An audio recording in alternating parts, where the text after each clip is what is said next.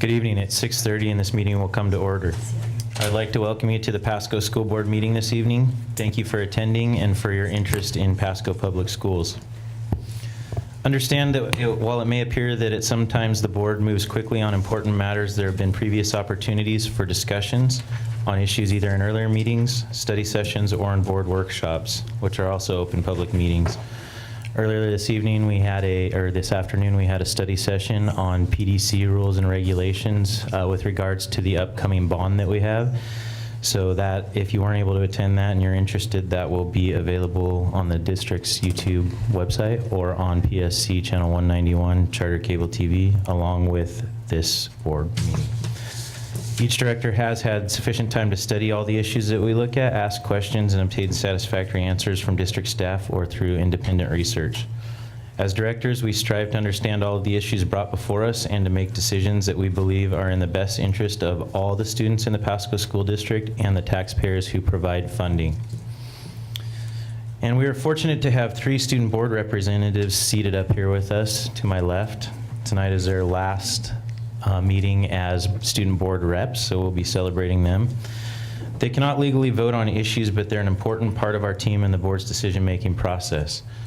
In fact, they sat on interviews for the next year's student board representatives, and those board representatives will be joining us in the next month.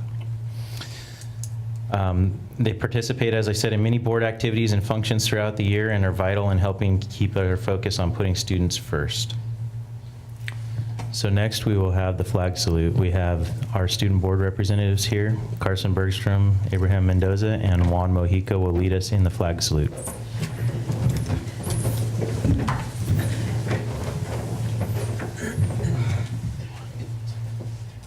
I pledge allegiance to the flag of the United States of America and to the republic for which it stands, one nation, under God, indivisible, with liberty and justice for all.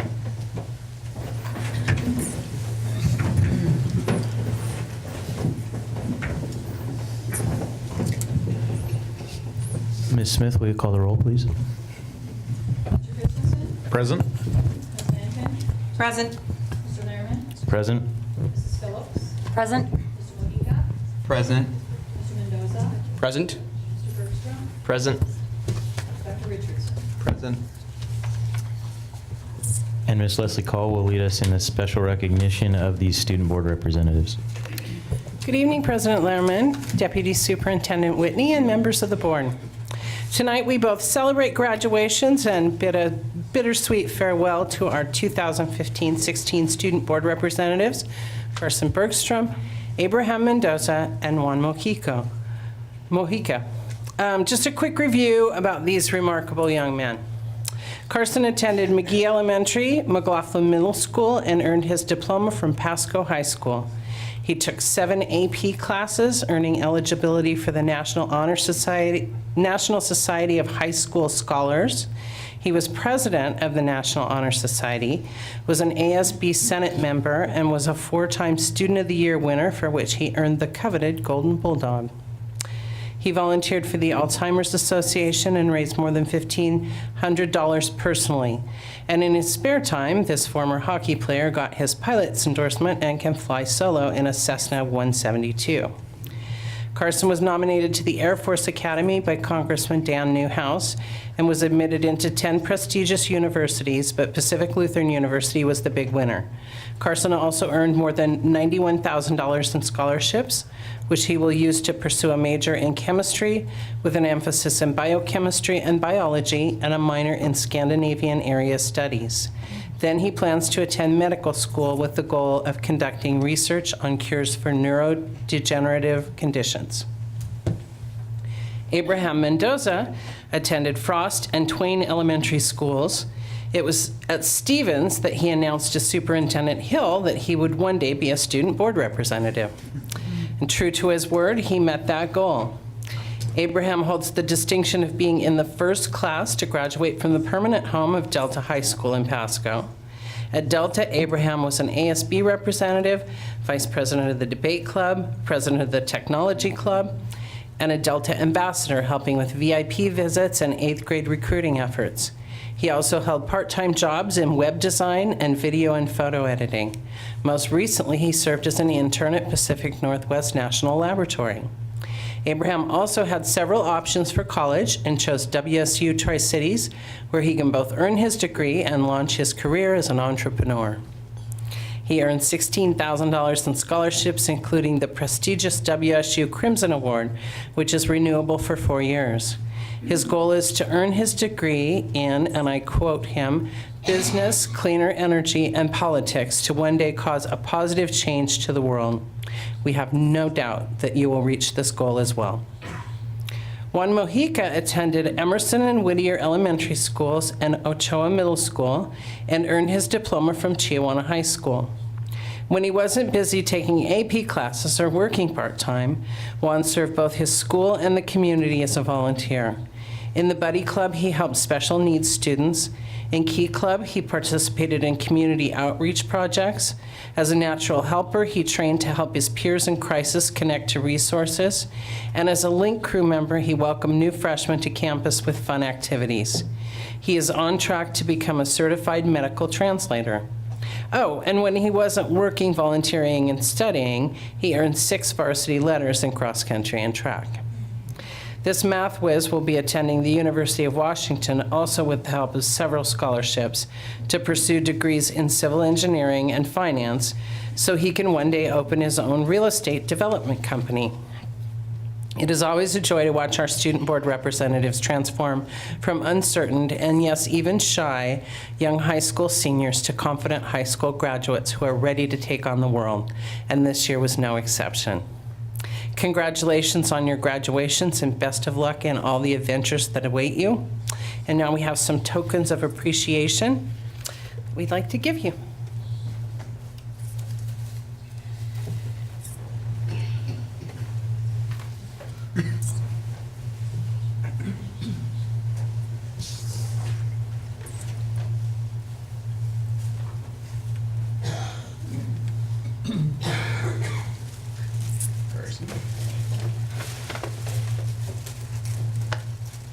I can tell by the color.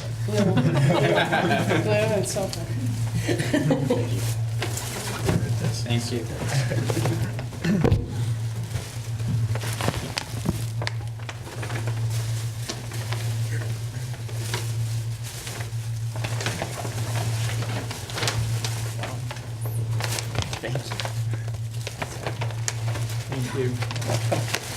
Thank you. Yes.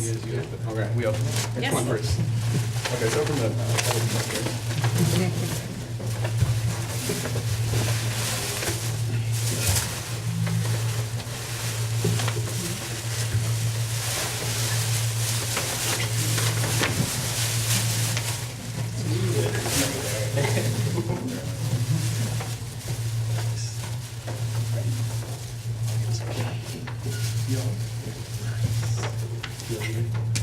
Nice. Thank you, everybody. Thank you. That's awesome. Stand up. Yeah.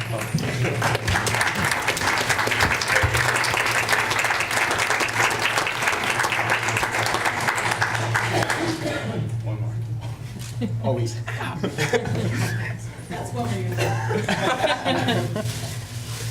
Any other one? The other one?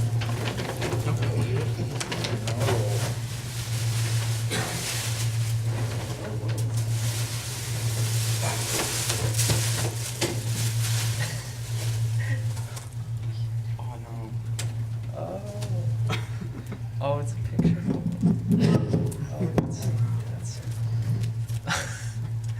Oh, that's So what they have there is little books documenting their time on the board, picture books with a photo album. And they got, as you saw, sweatshirts from the schools of their choice. So they're just small tokens of our appreciation as a board and as a district for the service that you guys put in. Board picture. It's gonna hang on the wall forever. The disc in your bag is a PowerPoint presentation, and we'll run that during refreshments, but you can look at it at your leisure later as well.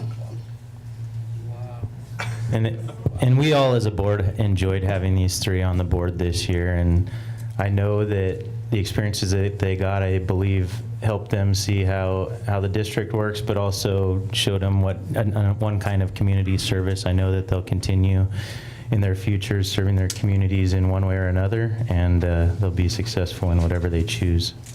So did you guys or anybody else on the board want to say anything before we recess for refreshments? Yeah, no, I was so impressed with each of you, and it's been a pleasure. I was only here for part of the year, but got to know each of you, and just wish you the best. And did a great job to sacrifice to be on the board, and really appreciate all that you did. You know, sometimes it feels like it takes about a half a year for them to be comfortable around us, and then by the time we're really close, then they all leave us. So it's been a great part of our board, and it makes all of our visits and travels better having students there. So we really appreciate what you bring, and we wish you the best. I wish you the best of luck. Honestly, at first, I just want to say thank you to everybody in the board. I wanted this position for a long time, middle school. You know, I had my eyes on it, and thankfully, I'm here. I'm thankful for the gifts and the opportunities just to serve. It's been a life-changing experience. You know, as well as meeting these incredible students like Carson and Juan has been so nice, and as well as everybody. I want to cry, but we're good. I ain't gonna cry. I'll try and make it through without crying too. Yeah, I just want to thank everybody here that's given me this opportunity and has believed in me, and gives me their blessings moving forward. I really appreciate it. Everything that you guys have done. The gifts are fantastic. Thank you guys so much for that. Yeah, this has definitely been a life-changing event. It's been a little different than what Abraham's was. I didn't know what this position was until I applied for it. But I have been enlightened on so many different things and have learned so many different life tools. I can't thank you guys enough, so thank you again. I also want to say thank you for everything. This has been the most amazing experience I've been so far. And thank you for the gift and this amazing experience. All right, Miss Hill is over there, and she has something that she would like to say. Thank you, President Lehrman. I want to start out by saying, once a teacher, always a teacher. And those of us who choose to leave the classroom for a principalship do so to impact all the kids in the schools. Those of us who leave the principalship for work at the district level do it to impact all the kids in the schools, and sometimes in all the schools. And sometimes with that transition, it's very difficult as a teacher to lose contact on a daily basis with students. So that's one of the reasons that all of our student reps back on the wall and the 3 young men sitting in front of us have been special to me. Now, I'm not crying yet. I've had a cold, right, Scott? Right. But I'm not going to promise it's not going to be something else in a minute. So all of them, including Abraham, Carson, and Juan. And as I was saying that earlier, it sounds like a song from the 60s, doesn't it? You've all been very special to me. You can each read what I wrote about you in the PowerPoint individually, but after knowing you 3, your work ethic, and what you stand for, I'm confident that our future is bright and in good hands. I'm not looking at Michelle either. I also encourage you, as I've told all 3 of you, to continue your community leadership efforts as you become adults in some manner. Run for local, state, or federal offices. Volunteer on a parks board, or anything to continue your community service. You will reap more than you give. Carson already mentioned last week that he's thinking about running for school board already. I also suggested that you each encourage your universities to put a student on their board of trustees. I think University of Washington already has one, so apply for it, one. And all of you, go forth and blossom into your futures. I know you will leave the world a better place. How'd I do?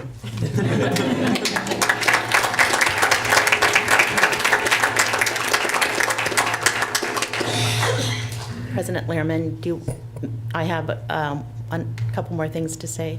Yep, go for it. Well, I'd like to introduce Misty Lace and Evan Neff, 2 of our future board members. You may stand up.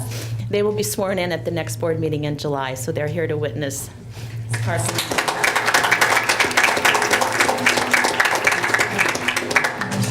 So, President Lehrman, members of the board, Michelle, I want to thank you, Michelle, for your courage to step up and accept this tough and rewarding mission of the superintendency. I greatly admire you, and I'm grateful for your commitment to it. As superintendent, you will be making decisions on a daily basis that will make someone mad, no matter what decision you make. So you might as well make the decision for the right reasons and not just for what may seem popular at the time. For some of our families, you may be their sole advocate, so our kids and our whole community are counting on your wisdom, guidance, passion, and commitment to do what is right. I have worked with you in many capacities over 14 years. You have excelled in every single situation. I know you can do this and do it well. Together we have faced and conquered what seemed like insurmountable challenges over the last several years. But after being in Spokane this last few days, I will tell you there are more coming. So don't run out of the room. The district and everyone in it means a lot to me, and I have every confidence in your ability to tackle any obstacle that comes your way. Now, as just a plain Pasco patron in 2 days, I'm grateful to you for taking on this job for many reasons. Under your proven leadership, Pasco will continue to lead the way for kids and families. Thank you, thank you, thank you. You rock.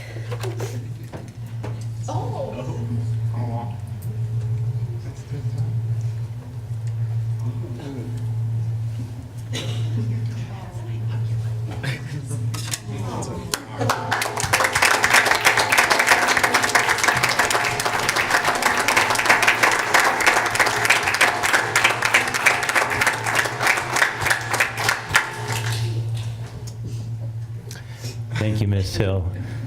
And you know, we've had some celebrations. We're going to have another one in celebration of Ms. Hill. And I just want to say everything that she just said about Ms. Whitney, I believe the board and much of the public and people that she's worked with over her career here in Pasco would say the same things about her. So I'd like to thank her for her service also.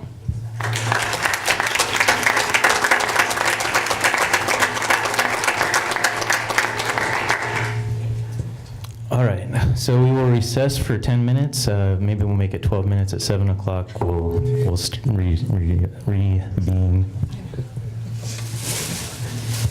7:03, we'll reconvene.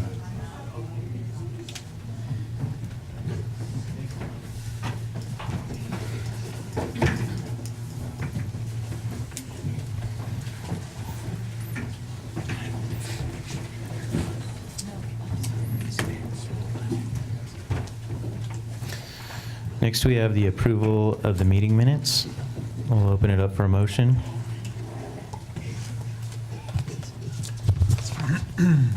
Mr. President, I move to approve the minutes of our regular meeting on June 14th, 2016. Second. There's a motion and a second to approve the regular meeting minutes from June 14th, 2016. Those in favor say yes. Yes. Opposed, no. Motion carries. The regular meeting minutes are approved from June 14, 2016. And next we have the agenda review. There are no changes to the agenda, and we will not be requesting an executive session. All right. In a moment, I'll open it up for audience comments. All comments and any questions will be noted. If you ask a question and we don't give you a sufficient response, please leave your contact information in the back left corner there, and we will get a hold of you and give you further response. Ms. Cloud, we'll give everyone 2 minutes. I do want to say that these are general questions and comments at this time. If you have if you'd like to discuss or have a comment on a report item, which is item 9 on here, we have 2 items tonight, a pre-K update and the class of 2016 graduation update. Please come up at that time. I'll open up the microphone, and we also will open up the microphone for audience comments after action items on agenda item number 10. Again, if you have a question or comment general in nature at this time, we'll give you 2 minutes to speak. After a minute and a half of speaking, Ms. Cloud will hold up the yellow folder signaling that you have 30 seconds remaining, and she will hold up the red folder after your 2 minutes are done. Please concisely finish your thoughts at that time, and we'll move on to the next audience comment. So the microphone is open for audience comments.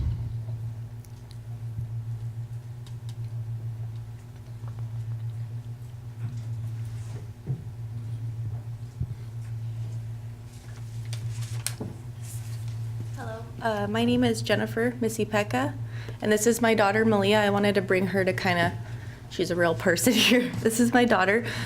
She will be entering kindergarten, special ed department. She was able to attend Captain Gray, the early intervention program for preschool, and it has helped her do a complete 180.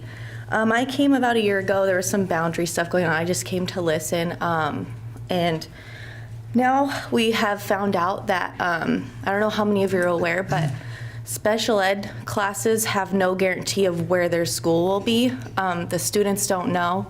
So for example, we went to a meeting at McClintock where her school, or her class, special ed class, was this last year. We were having a meeting with the teacher, the principal. She was getting to meet the staff. In that meeting, they said, oh, sorry, it's not going to be here anymore. It's going to go to Robert Frost. For me as a parent, that's like unacceptable. Sorry if I get emotional, my kid to have to go to a different school every year. I talked last time how important it is for any child to thrive in education is consistency. And it makes it especially hard for my kid, any kid with special needs, if they're being just shuffled around wherever there's space. So like McClintock, probably new school open, they had the room, now they don't have the room. So we're just getting thrown to Robert Frost. You know, my dream would be obviously, I don't want a school down the street. I know that's not going to happen, but maybe one on the west side and one on the east side, like, so, you know, we can try to accommodate all the families. But if you guys could just really try to talk about this issue. I know that the preschool meeting and stuff is going in with all these plans, but, you know, a dream would be to get my daughter as much general ed time as possible. And hopefully we can get there one day in a consistent setting, the same school, one elementary. So that's all I have for today. Thank you. Thank you. So I'll try to set up a study session for the board just so that we understand how the placements are done each year, and we understand that consistency is important. And I know the district staff does their best to provide consistency, but we'll try to have we will have discussion on this topic. So thank you.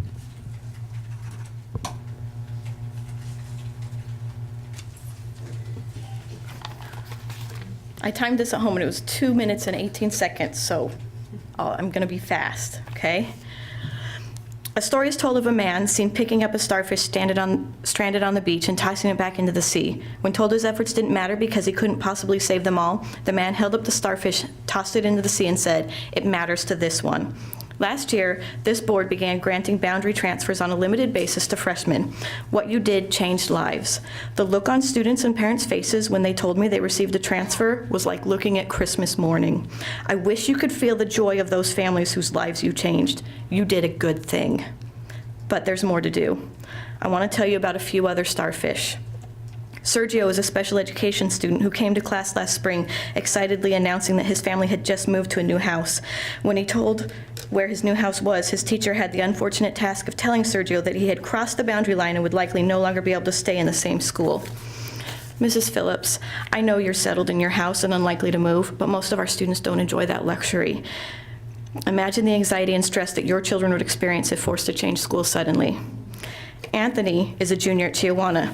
His sister got a boundary transfer to attend Pasco High. Anthony's parents would like him at Pasco High too with his sister, but he's too old and no policy exists to allow him to switch schools. Dr. Richardson, I know you were very vocal during the debate about splitting up families at Franklin, so I know you can appreciate the value of helping families keep their kids together. Abby was a sophomore attending Chiawana because it was closer to her parents' work. Last year, she was informed that because the proper paperwork was not filed, she was being moved to Pasco High mid-semester. President Lehrman, I know that your family has personal experience with the blessings that a boundary exemption can bring. So I'm sure you can appreciate that more still needs to be done to help kids like Abby. As teachers, we don't ask about the immigration status of our students because as a community, we believe every child deserves an education no matter where they're from. Unfortunately, that ideal is thrown out the window when it comes to high school boundaries. As PSD employees, we're told that it's our duty to report students who may be living outside our school boundaries. In fact, I'm told our district has hired a private investigator to check up on possible boundary cheaters. Mr. Christensen, I know you're a financially responsible man. Does hiring a private investigator sound like the best way to spend our limited resources? Mrs. Lancome, Sorry. You've been on this board longer than anyone here. What will your legacy be? I urge you, all of you, to use the authority you have to do more. Margaret Mead said, "Never doubt that a small group of thoughtful, committed citizens can change the world. Indeed, it's the only thing that ever has." Please expand the high school transfer policy. Thank you. Thank you.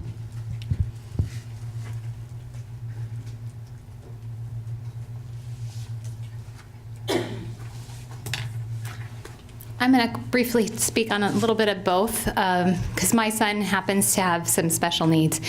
And we've had him out of the district for a year, but he's going to be coming back. And I was trying to arrange things for him before he got here, so we knew where he was going to be, and he'd be right in the right place.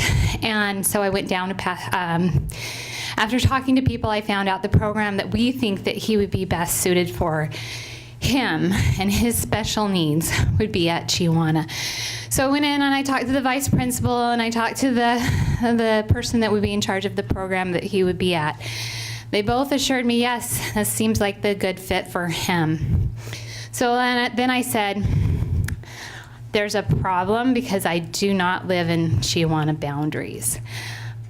And I know that Pasco High doesn't have this program. That means my son will have to start high school at a different high school and be there for maybe 2 to 3, maybe 4 weeks before he's transferred to Chiawana. I'm planning on writing into the person that's in charge of transfers and hoping that my story will get her attention and she will be willing to transfer him so we don't have to transfer him and then transfer him, or put him in one place and then transfer him to another place, because as a special needs kid, even though he's a high schooler, that doesn't mean that he adapts to change very well. This has been a big change for him this year, having to go to a new high school. And so I want to start him at the right place. So I guess my plea is to, for this to happen, and to really take into account all of our kids, and their special needs. Thank you.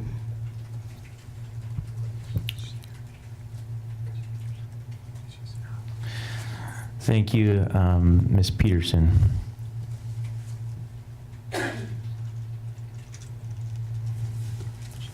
Hello. Hopefully I can do this in 2 minutes. So the first thing is that the League of Education Voters. Can we have people state their name and any affiliation they have with the district? So the last speaker was Ms. Chrysis Peterson. Thank you.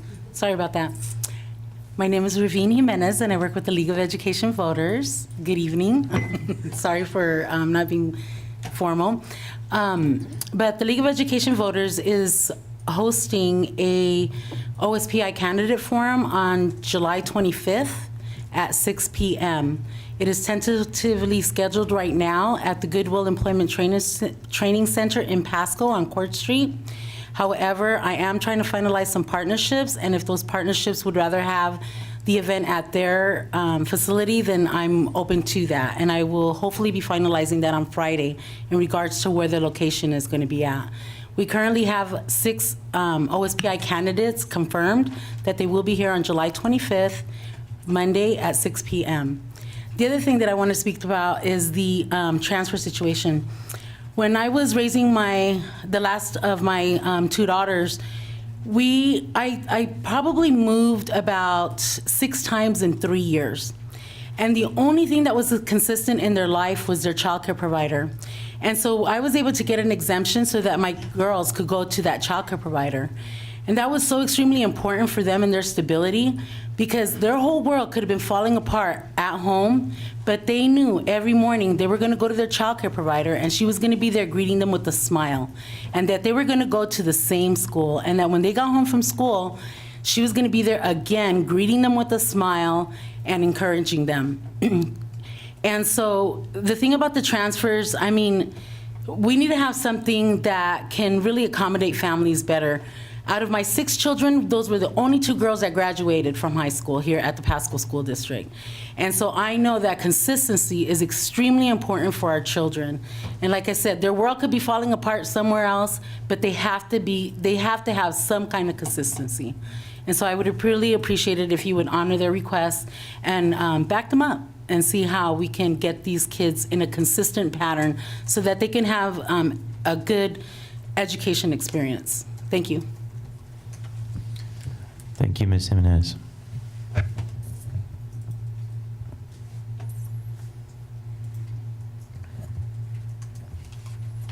Mr. Lerman, if I can make a quick comment, I just want to thank those that came and made comments. This is always one of my favorite parts of the meetings, and I always felt it was a great opportunity to have a captive audience to share what you need to say. I know not everyone can come to these meetings, and I appreciate receiving emails and phone calls to get better perspective on what families are going through. So any of those means will also work, and I should get a response. But this is, I know it takes courage to come and stand up in a recorded session, and I appreciate your feedback, and so thank you.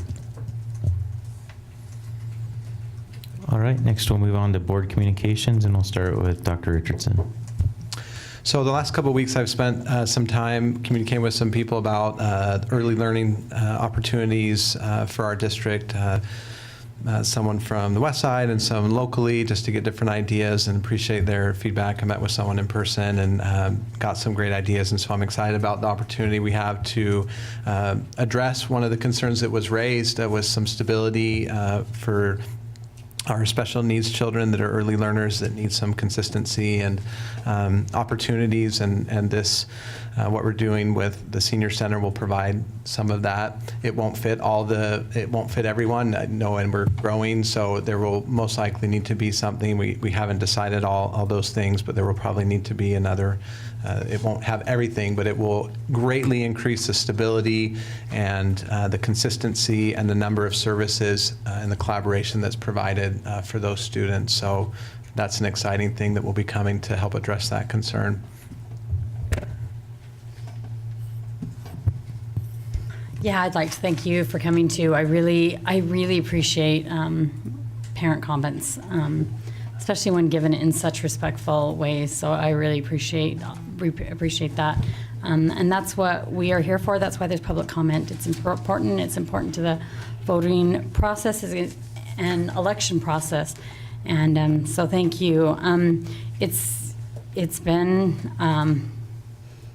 a great couple of weeks. Graduation was wonderful, and I had the opportunity to serve on the board that elected our new representatives and serve on the board that elected these student representatives. So it has been a treat. The students really are a highlight. It's fun to have that input as we make decisions from a student perspective when you don't always get that. So I really appreciate it. We are, anyway, it's a long process to interview, but it's a great opportunity even for those kids that don't get on. It would have been nice to have put all those kids on because there's some really good ones, but I think that even the ones that didn't get on got a wonderful education in interviews. So it was a great process, and it represents partly what our school district is about in hearing all the voices. And so thank you.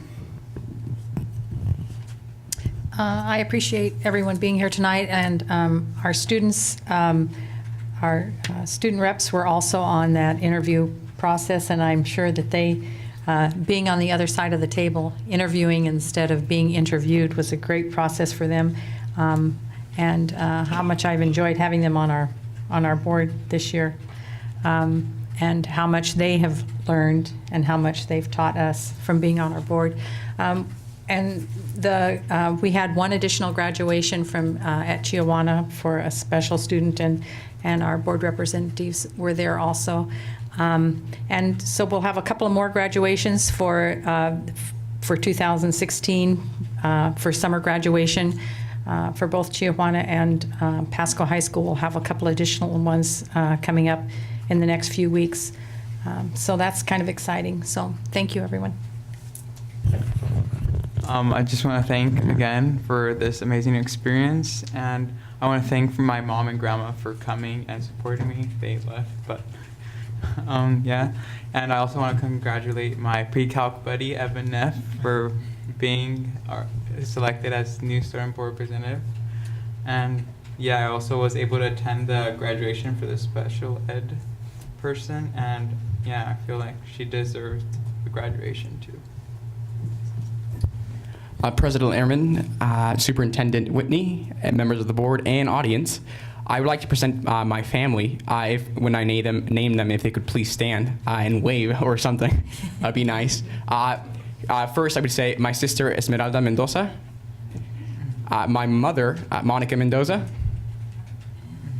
my little sister Maria Isabel Mendoza, my father Abraham Mendoza, and my brother Joshua Mendoza.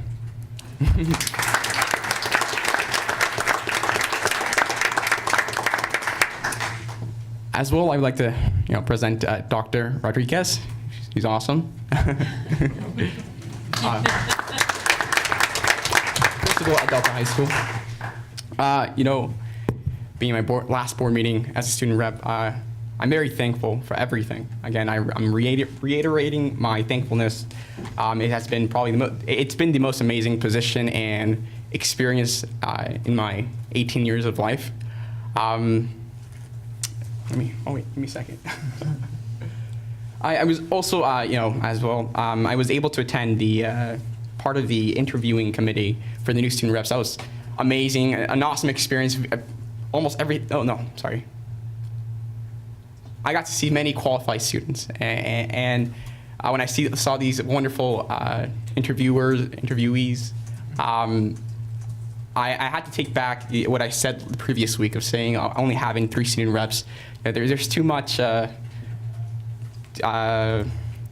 guess, too many good students out there. And I would like to say to the board, I recommend we actually get 4 student reps now. That would be the best thing.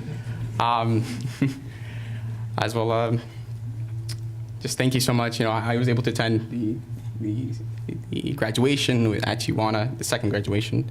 And yeah, thank you. All right, so hi everybody for the last time. I thank you for coming out. I, like many others on the board, was able to participate in that graduation. That was a wonderful ceremony. Also was able to interview the student rep applicants for next year, and I am happy to announce Misty Lace will be my successor next year. So I'm very proud of you, and I'm very excited for what you have next year in store for you. And this position was awesome for me, and I thank everyone on the board for it. It was amazing. And to my family, they're not here; they left, but they're probably watching on the TV right now. Hi, Mom. I want to thank them for allowing me to do this, and it was a lot of time outside of the family, and this year was difficult with all that, but it was a great experience that I got to have this year. And yeah, so I just want to thank my family for giving me this time. I know I was late home a lot of the times, but that's okay. I know that they support me, and that was great. So yeah, I think that's just about it. So thank you, everybody. I want to congratulate our students as well and wish them well. It has been an experience working with them. It's been a real pleasure watching them grow. 3 very capable young men, soon to be men. And look forward to working with our new incoming student representatives. This past, 2 weekends ago, I was over in Olympia at a meeting with the WASDA Legislative Committee as part of an assignment I have on the legislative committee, where we had some presentations by a couple of people who work pretty closely with the legislature and also with the WASDA staff there, talking about the upcoming legislative session, and with the other committee members talking about proposals that will be presented at the Legislative Assembly. And I would encourage all of you to attend the Legislative Assembly. That's coming up in September. It is in Spokane this year, but an opportunity to get more familiar with some of the issues that are facing us. I can tell you that this upcoming legislative session is going to be a big one, especially for schools. The funding for schools is uncertain right now, as you are probably aware, maybe not, that the court has put some requirements on the legislature to increase their funding to fully fund basic education, and the legislature's been a little well, in the court's eyes, not compliant. So it's going to be interesting with this next biennium with the budget session, the big budget session this year. So I think for all of us, it would be worthwhile to be informed on the things that are coming up and to make our voice heard with our local legislators and to help influence the discussion and outcome of this next session. I want to thank the people who came up and provided comments during audience comments. We always solicit and look for those comments, and not only people that provide them during audience comments, but provide them to us in our personal conversations or via email. Something that I heard tonight mentioned by several people was consistency in a program. And we've heard those words in other programs, and we as a board, we listen.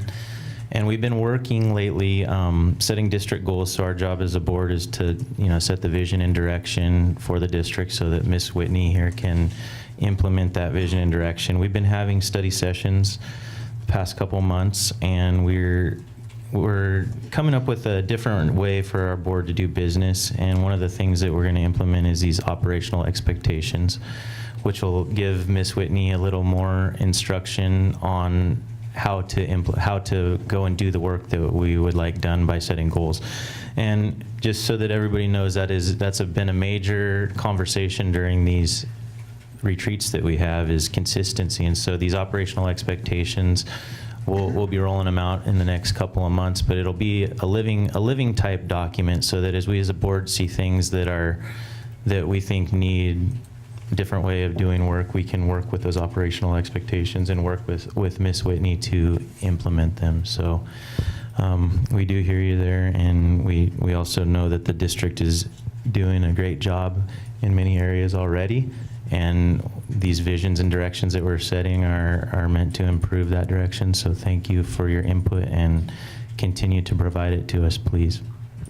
Also, just a shout out for something that my kids have been taking part in, is the different sports camps that go on at the high schools are a good thing for kids. And I appreciate there was a free track camp for a couple days over at Edgar Brown Stadium. My kids have been doing the basketball camp. It's great for my elementary school students, but I also think it's a great opportunity for the athletes that take part in this. They become teachers and coaches themselves at a young age, and I think that'll serve them well in the future. So kudos to the professional coaches here and teachers that are setting those programs up, both for the elementary school and for the high school students.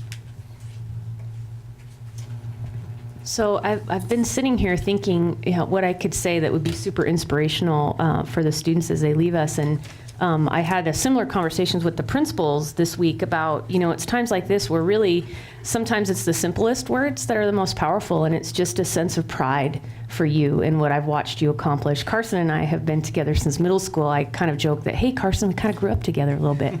And there's nothing more I would love for you to come back and be on the board, and I would work for you. That would be awesome in my lifetime. So we are proud of you, and we are part of the network and fabric that supports you, along with the teachers that are here and your parents. You are an evidence of the people who've invested in you, and that's from teacher to parents, and you have wonderful parents at home that support you. So we are proud of you, and we look forward to watching what you're going to accomplish, and we will be here if you need us. We're an email, a phone call away, and always willing to support. So go out and do great things. All right, moving on to action agenda item number 9, we have reports and discussion.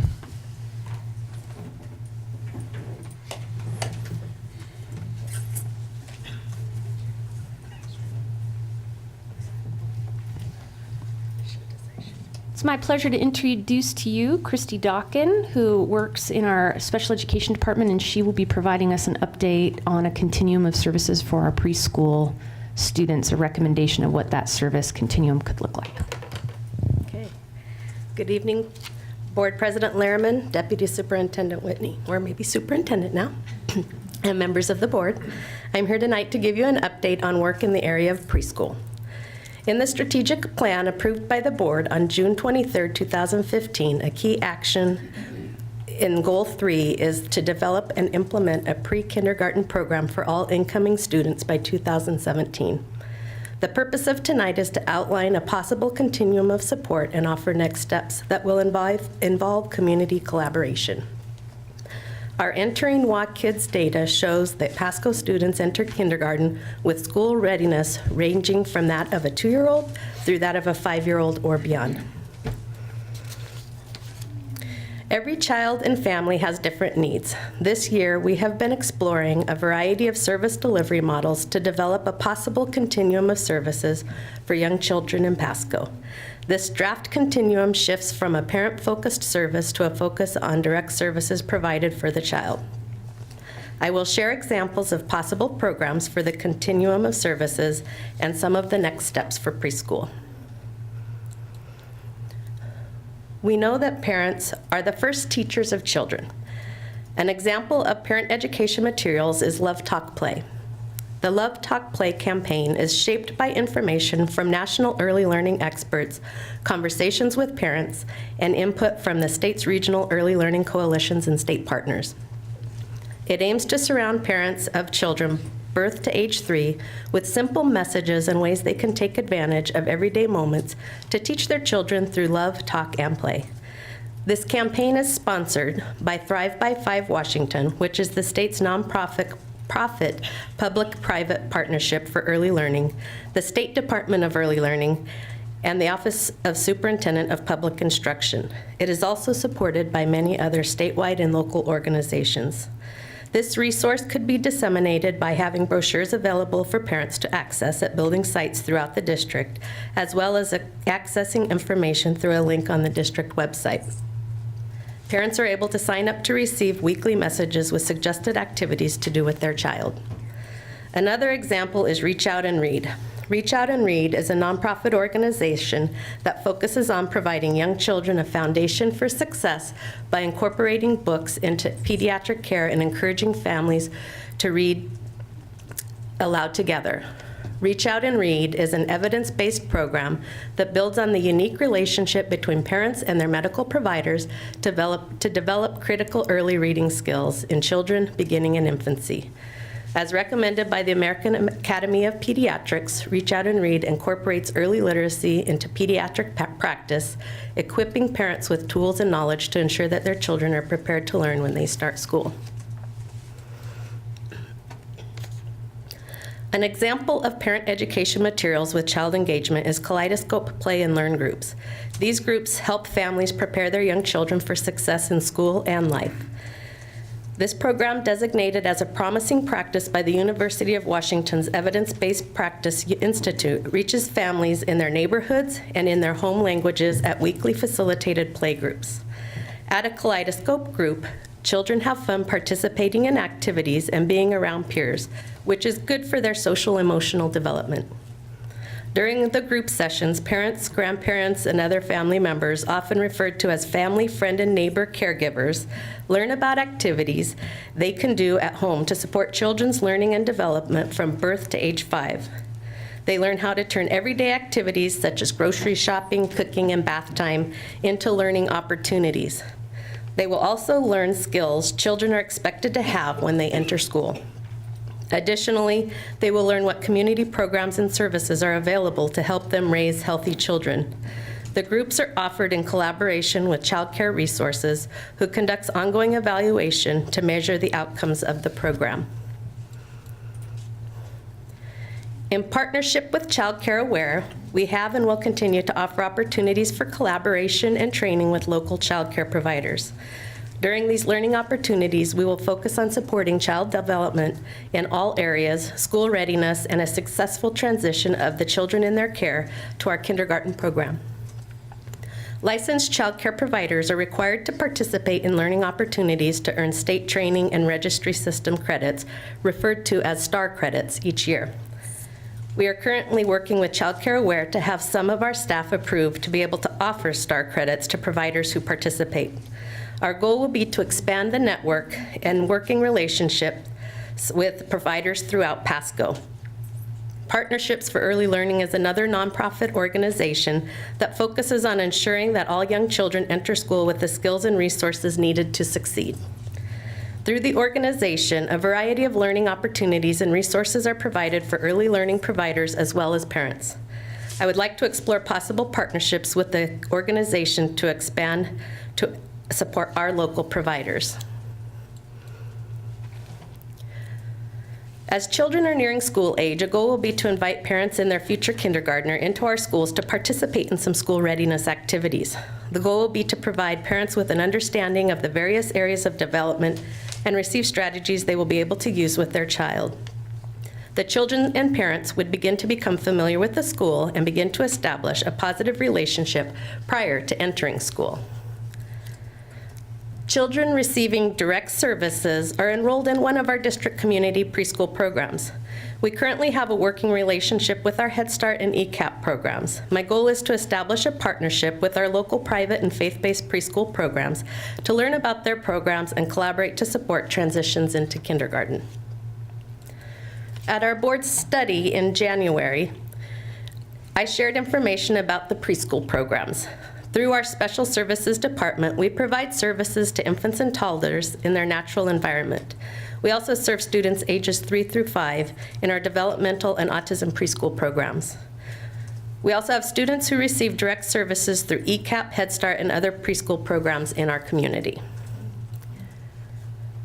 Building a working relationship with preschools and providers in Pasco will continue as a focus. This will allow us to identify needs and plan how to support school readiness for all of our children. One upcoming example is a training that I have planned for collaboration between our special education preschool teachers and Pasco ECAP and Head Start lead teachers that will focus on building strong preschool programs and inclusive opportunities for students with disabilities. We will continue to learn about available programs that may support efforts that could be considered as we expand school readiness opportunities for our community. In the near future, we are planning to organize a preschool summit. For this, we would like to invite a cross-section of stakeholders in our community together to engage in a process with Eric Bowles to coordinate an inclusive early learning system for our community. At this time, I can entertain questions that you may have.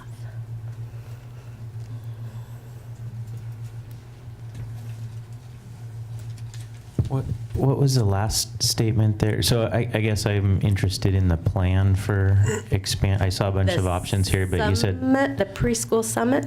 and then implementing something with Mr. Bowles. Yeah, so what we're looking at is having him, much like we did with the planning for the strategic planning, I guess is how I would compare it, to work through a process with a variety of stakeholders in our community to help prioritize, generate a plan, come out with a plan that will help us guide some of our work in the future. Are there any recommendations? So we have a goal of expanding programs by 2017 for all. Are there any recommendations at this time for any pilot programs? We got a couple different options here. Is there any pilot programs or anything we can implement for this coming school year? The Love Talk Play is something that's a very simple, that's an easy resource through the ESD that it has brochures that's at no cost to anybody, so it's a fairly simple one. The Kaleidoscope Play and Learn is one option to maybe look into. It's funded through a grant, and then our only costs with that would be the identifying facilitators who would run that, the weekly groups, possibly starting small, and then we could expand as it grows. So those were a couple of those options, as well as then looking at different ways to expand our daycare provider opportunities to increase the frequency, I guess I would say, of those opportunities for our daycare providers. So what time frame are you looking at for the summit that you're? We're hoping to start planning it here in the near future, like the summer, for it to occur probably, I would assume, in the fall. Okay. To get it planned and organized. So I'm just wanting to make sure I understand completely. These are lots of ideas, different ideas. There's more than just these out there as well. Are these the ones that you'd like us to We're choose from? continuing to look into there's a lot of options out there that we're continuing to look at. Great, and then they'll explore these and see which, of these to implement. And then, do we have a budget for this project? We're working on that as well. So the cost is always a question and something that we need to consider. And so there's not been an established budget at this point in time, but that will be part of the planning process. Great, great. Well, I am excited for this work. I think it's critical. I think it's going to make our teachers' jobs so much easier if we can get kids into kindergarten on level, to get them so that they stay on level throughout. And so I think it's critical. And I believe that the best place to start is in the home, educating parents in how to do it. And then when that can't happen or doesn't happen, then that's a time that we can step in and help. So I'm thrilled. I can't wait to see where this goes. And because I think it's gonna really help propel our kids and their scores and their abilities, and set a great foundation for them to succeed in school and graduate and do whatever they dream to do. So. Thank you for the presentation. I agree with what Ms. Phillips stated, and I have a number of comments on this. We're really at a time where we can really establish and make a plan. What are we going to do as a school district to make sure that we're helping each child be prepared for school? And there's obviously multiple ways to approach this, and we have the opportunity to kind of decide, how are we going to make this program work? How are we going to reach every child? One of the goals of these types of programs is to reach all those kids that aren't being reached right now. And so I have one comment on the Reach Out and Read program. We do that at my clinic. Nearly every child in our community touches the healthcare system. So this is a way where we can reach nearly every child in our community with the book. They get books from 6 months to 5 years, 10 books total if they go to all their checkups. And next month, I'm actually going to give a presentation at a local service organization that's interested in supporting this program locally. So I'm very excited about that. Another aspect of this, you had some parent education, school readiness, home connections. I know our district, I didn't see mentioned, but has a number of parent education classes that are always full and always have a waiting list. And I think we really need to invest in that as a district to expand that.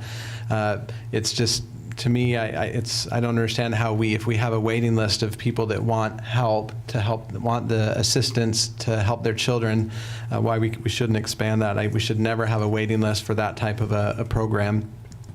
Lastly, I met last week with a school board member from another school district, just for ideas about this. What are you guys doing? And there are a lot of school districts doing this, exactly what we're doing. How are we going to approach this? There's increased emphasis on this. How are we going to develop a system where we can help these all children be prepared?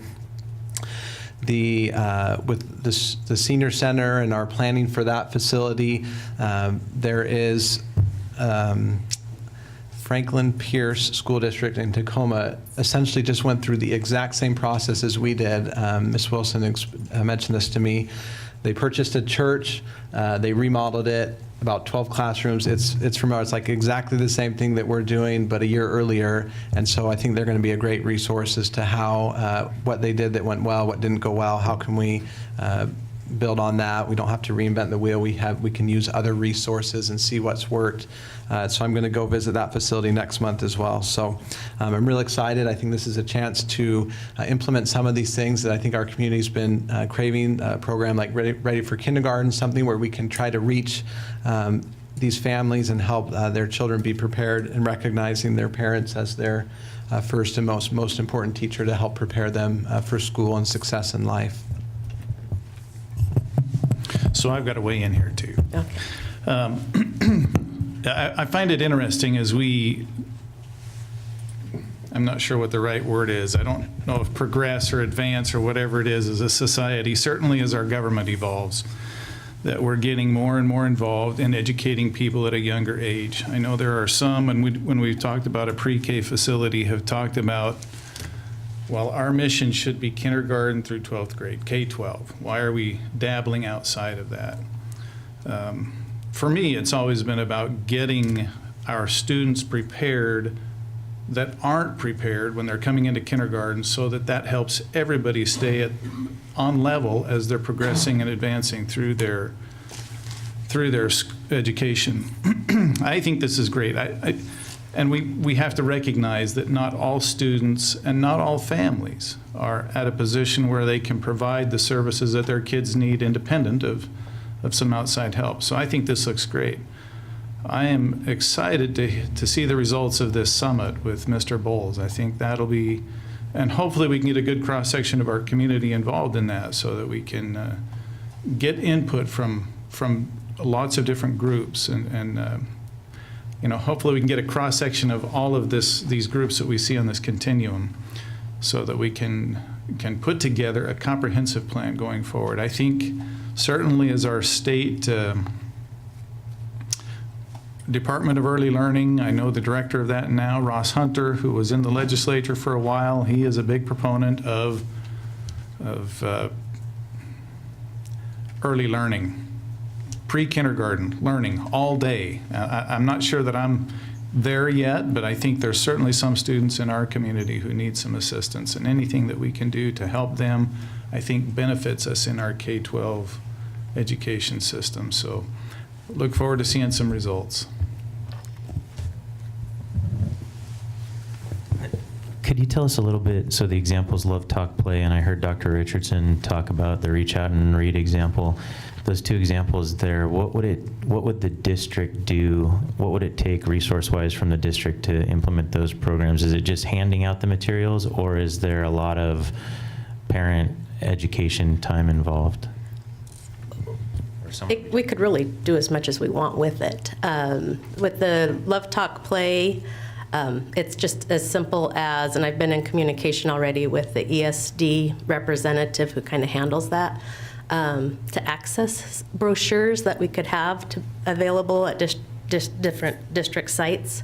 But it's also something we could kind of go another step and, you know, in my thinking, share some things at ATP meetings or, you know, some things like that. So it's more just time and communication than, you know, fiscal kind of resources to do something like that. The Reach Out and Read is a nonprofit. And so it's, from what I can research so far, Dr. Richardson's practice is the only one in our area that is actually using it right now. And it's supported through donations and things like that from the community, and it's lots of places all over. So, you know, helping try to connect other medical practices to join up with the efforts that he's currently doing, and, you know, so that more people, you know, he doesn't serve all of our kids, so how can we get more people involved so when they're going to the doctor, they also get that same kind of care that where they're going to learn about those early literacy interventions that they can be doing. So, with both of those, it's really no financial cost to our district in any way or form. It's just time and connections and helping get the word out, that more of that kind of support. One thing I don't see listed here is some of our faith-based organizations. Have we made any effort to reach out to any of them? So that's what one of my next steps is, to really connect with those. I'm like later this week I have a meeting with Child Care Aware, who has connections with some of those organizations, to start building those relationships, is what I would call it, with those as well as other private preschool programs, because we do have a group of students that are entering kindergarten that we do know attend those programs. Those connections aren't established yet, though. So those are one of the next steps. I think that would be a great place to start, too. I think there was a time when we relied on faith-based organizations and fewer government organizations, and now that seems to be switching. And I think it would do us well to get back to that. So thank you. Yeah.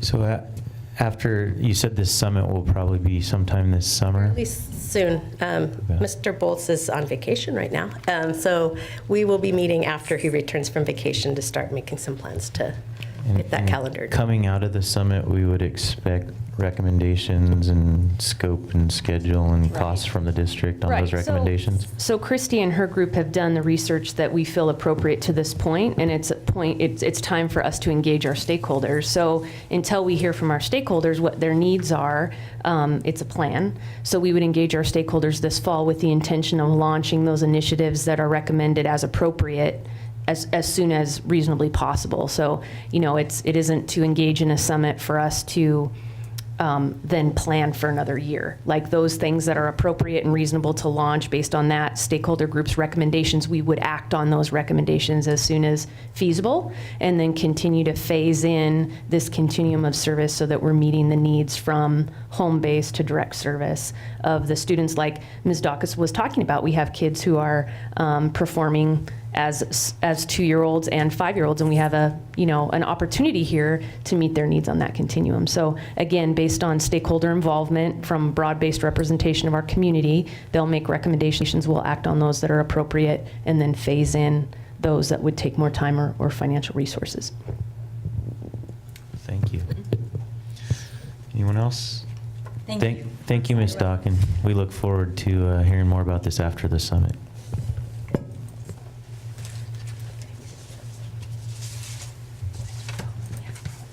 I'd like to invite Deputy Superintendent Glenda Cloud to the podium to provide the board an update on graduation information from Chiawana High School, Pasco High School, Delta High School, and New Horizons.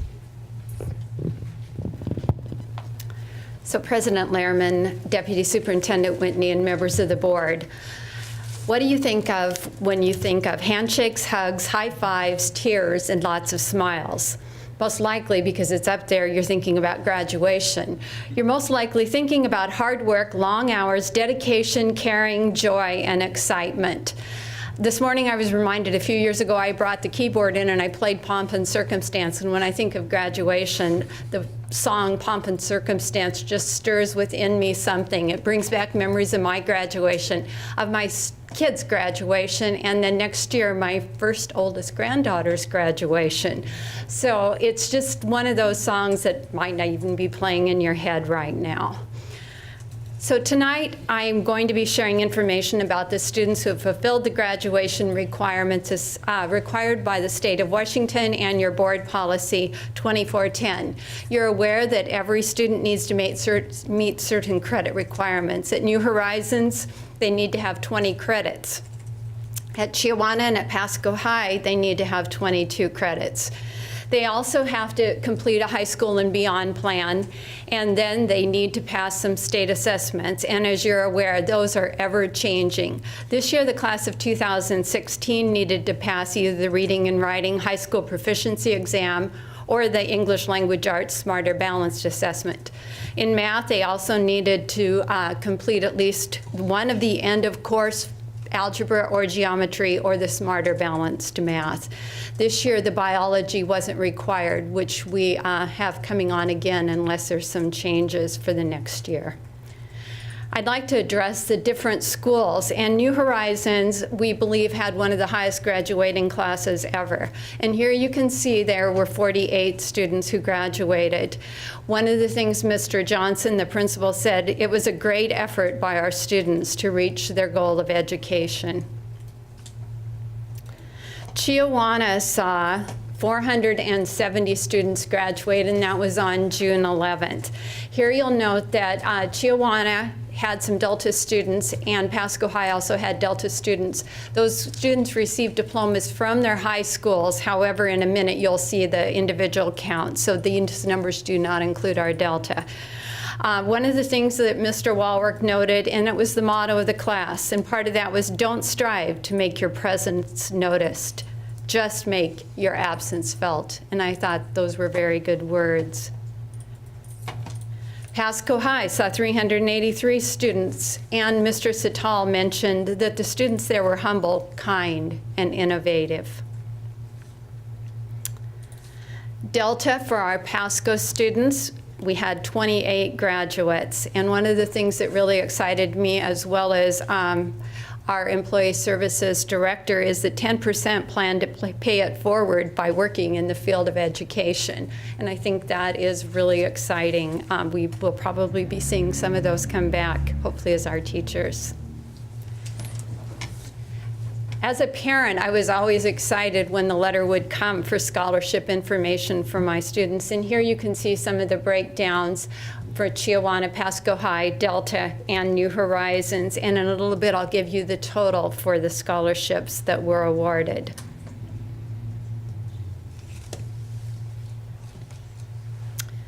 So in summary, we had 929 individuals with unique characteristics who graduated on those 2 days.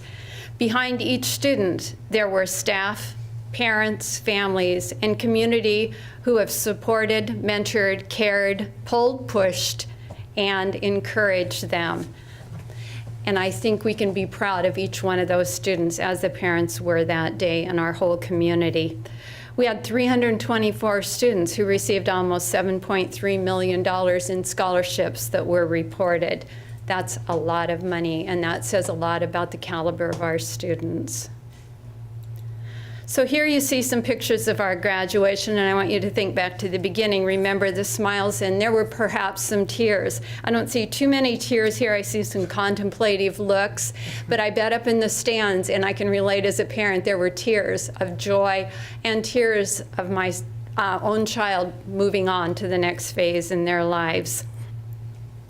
You can be assured that our graduates were beginning the next phase of their lives, ready to step into the world with their own unique special gifts. I'm reminded of one speaker at graduation who said, "Your dreams belong to you. You are the one who can make them happen. There is no expiration on your dreams." And so with that, I would like to end with 3 of our student representatives who represented the students in the high schools very well. They've shared their dreams with us, and we wish them the best. To all of the students who were graduates of class of 2016, I say congratulations, but I also want to say a thank you to those students for sharing a part of their lives with us over the past few years. So with that, do you have any questions? Thank you. It's an exciting time, exciting numbers. Could you just explain a little bit more about the High School and Beyond plan? That's something I've always felt like needs to be more robust, like in every area where we help our students kind of come up with a plan early on. Like, when do they do that? What does it involve? Maybe our students can help out here too. Do they meet with someone? Do they go job shadow? What does that entail? It starts out with the counselors, and we're looking at really making an emphasis more in the middle schools. And while that's not a time that, students have their lives planned out, it's a time for them to start. The High School and Beyond plan can change, and I think, it is becoming more robust across the state. Would any of you like to share what happened with yours? Did it, like Carson, did it help you with your goals for medical school, or how did it help you, or what did you do? I think it was done in middle school, wasn't it? And it was just something, I think that was part of registration. I don't really remember much of it until I got back and they said, yeah, you completed it. It's done. I said, okay, well, that's good. But no, I don't really think it was as big as I think a lot of people thought it was, but it would be something that we could consider expanding, definitely. It's like it's for like what you want to do after high school. It's like colleges. That thing. That thing. Was it like a questionnaire or something, or maybe? Yeah, it's just like military or education. Oh. Now I remember. Yes, we did do that in high school. I say it better prepares everyone. For me, I guess I had to understand how much I would have to pay to go to college, which is a big thing. You never really think about the amount of debt you're going to get. But yeah, big advocate. Continue doing it. It's awesome. Well, for us at Chiawana, our counselors, because we have 2 based on our last name, they came to our civics class and gave us the form, and I felt it was kind of like beneficial to us because the counselors went over it and they kind of helped us and guided us like what college we should go to or what path we should take to reach those goals. So I felt it was beneficial. I'm sure it's more beneficial for some kids than others. When I entered kindergarten, I knew I wanted to be a teacher, and that's what ended up, I guess I'm a mom, but that's what I ended up getting my education in. So that kind of thing wouldn't have been, I knew where I wanted to go to college, and I knew what I wanted to study, and so that kind of thing wouldn't probably have been as helpful to me as it would have been to some kids who are like, what? There's life after high school? I completely agree. You know, from middle, from like kindergarten, I had always plans of what I wanted to do for my living, and then I have my sister. She's not very sure what she wants to do, and I think that it's going to be very beneficial when next year because she's going to be a senior. So, yeah. Thank you. Oh, go ahead, Chris. Go. No, you're good. Well, no, I think this is great. I think there's probably ways to improve. And like Ms. Phillips, I knew I wanted to be a pediatrician in high school. So I took 20 years or 13 years. But I think what would have been helpful for me was to have some sort of encouragement to job shadow, things like that. And that's where I think we can really make progress. That even if you know what you want to be, if you want to be an engineer, let's say, hey, why don't you go shadow an engineer for half the day and actually see what they do? And I think that's one way that we've been really successful with Delta. And I'd like to see that expand to our other schools to where we are actually helping each child to, whatever your dream is, okay, you want to go to medical school, this is what you have to do. You want to be a neurologist, let's get you out there and see what a neurologist does every day. And so you really have a much better idea, even for those that know what they want to do, and those that don't, obviously would open up the doors to investigate what they want to do. Adding on the actually job shadow, I think at Delta, almost every single senior is, I guess, encouraged to get an internship. I think if we actually encourage many more students at other schools to get an internship would be a nice thing because, I'm into business and everything, but I ended up getting this business internship at P&L. I'm thankful for it and everything, but I learned that I was not meant for clerical work at all. Can't stand it. I'm just there bored, and some just got on Facebook and everything, but yeah, it's a great learning experience, and we should probably try to encourage kids to get internships at other workplaces and stuff. A conversation that I had with students throughout the school year, a lot of seniors had came to me and said, we're overwhelmed with scholarship essays, we're overwhelmed with college applications, we're overwhelmed with military enlistments, and they had no one to help really. We had one guidance counselor in our school, and she was fantastic. She did an amazing job. Mrs. Gonzalez was amazing. But it's a lot for her to do, and a lot of students had talked about making it possibly a class where the teacher takes them through that process and takes them through the college application, the Common App, writing an essay, because that's a huge first step, for a lot of kids, is just applying to college or just signing up for the SAT and saying, I'm going to take that. It's something that a lot of students got overwhelmed with scholarships and stuff like that. And there's money sitting out there that we're not claiming. I know we had $7.3 million of scholarships, but there's even more out there that students don't take a hold of. And I think that's something that a lot of students had came to me about this year, and would be something interesting that if we were to implement that. And I think you're right on. I know across the state they're looking at making that as a potential of a credit-bearing class. Good. So Good. And I felt that the high school and beyond plan should have been done during freshman year because, I don't know, because how Mr. Richardson said that it's better to have students go out and explore the career they want to study, because if they weren't to implement having internships during senior year, I don't see how it would fit in my schedule in senior year, because it's the most busiest year there is in high school. So my only thing would be to start it earlier and see or do it each year to see if students change their mind and see what works and what doesn't work for them. Thank you. So Thank you. Can you guys tell me, for scholarships, I know we have scholarship nights where families come and people fill out scholarships. What do you do during the day what do your guidance counselors do? Are you required to go and talk about scholarships for those who are going to school, or do you have to take initiative and know about it yourself? Yeah, that was a big issue this year. I know we had a lot of teachers that had talked to Mrs. Gonzalez and had actually complained about it.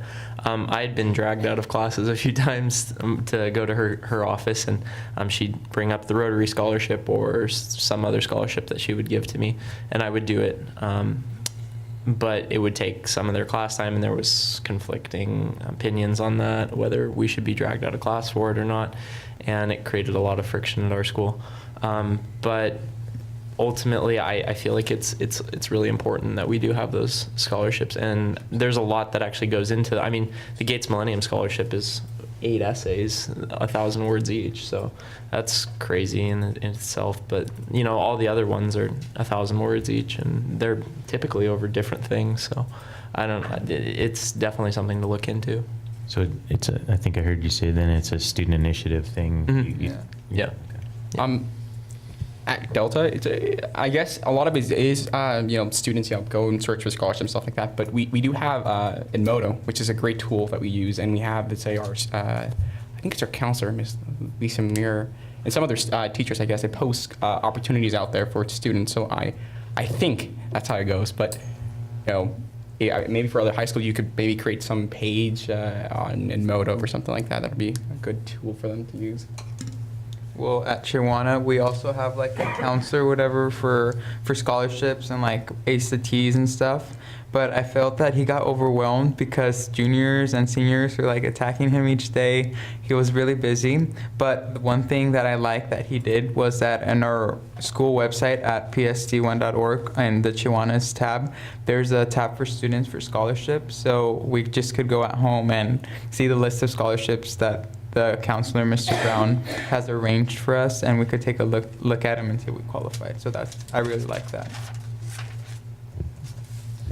Well, thank you. Thanks for that perspective too. I'm sure many people sitting up here and in the audience, we remember you'd have a scholarship list on the guidance counselor's wall with an address, and you had to write them to get an application. Come to you several weeks later in the mail, and you had to fill it out. So I think we've come a long ways, but thanks for sharing this student perspective on where we are now. And we also have GEAR Up that we're in partnership, and you have some GEAR Up representatives that target quite a few of our students to help them as they prepare for college and their careers. It really would be great, though, if they had a class that students could take for, even in their junior year or something, to prepare them for scholarships. And even if it was a 0-hour or an 8th-hour class, Right. there's still, there was plenty of students that said, you know what, I would really like to have like a set time to do that. So it's just something that the district should look into. Thank you. Thank you for your answers to the questions, student Thank you. representatives.